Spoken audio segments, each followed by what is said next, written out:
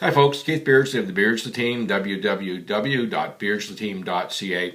Here with our buyer tip number 2 for our first time buyers. And actually it's a buyer tip that probably works with most buyers.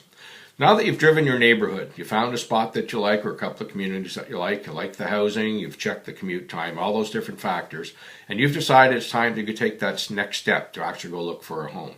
So one of the things you're going to be asked if you walk into any open house or when you're talking to a real estate agent is, are you pre-approved? Very important number. So what we're talking about here, a lot of people go online, they see the mortgage calculators, they punch in the numbers that they have, and they come up with a number that's basically what they're paying for rent. And automatically you think, I can afford that house. But can you? The first step is to go and get yourself pre-qualified. So this is informal. There's no credit check. There's no detailed background checks, anything like that the lender's going to do. So what you can do, you can talk to the lender, be it a mortgage broker, be it someone from a bank or any trust company, anyone who's reputable and does mortgages. And at this point, they'll do a ballpark figure for you. They'll ask you a bunch of questions, your income and so on, some of your debts, and they'll come up with a number and they'll say, you can afford up to this amount. This is your cap. So at this point, you're now at the stage where you can actually go online, look at homes in the neighborhoods that you've picked to see what you can afford. If at this stage of the game you say, yeah, I can afford the houses in my preferred area, I can go to the next step. And the next step is the formal pre-approval. And this is what agents ask you for when you walk into an open house. Or if they're talking to you on the phone, they'll say, have you been pre-approved? And one of the reasons they do this is they don't want you wasting your time looking at homes that you can't afford. And of course they don't want to waste their time either because they're the ones showing you around to all these houses.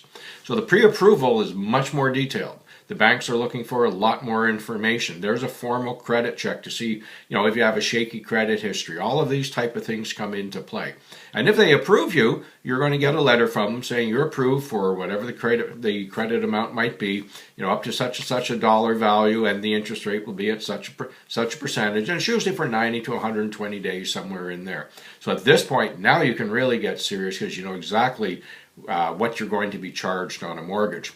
So at that stage of the game, yes, give your agent a call, go look at some homes. You're probably in a very good opportunity. But remember, don't go out and make any large credit purchases. Don't go out and buy a new car or so on while you're in this process of looking for a house, because all of these things can change your credit rating.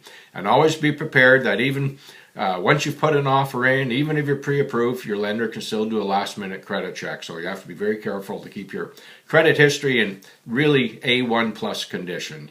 And if you do have problems, and some people do, or if you're commission sales, or if you work part-time at several different jobs, you can still get a mortgage. You just have to talk to the appropriate lender and have them explain the process to you, what they need, and what they're looking for. So it's always possible. So there you go, folks. It's Keith Beardsley of the Beardsley Team wishing you all a great day. Get yourself pre-qualified or pre-approved, and you know how to reach us. We'd love to talk real estate with you. Have a great day.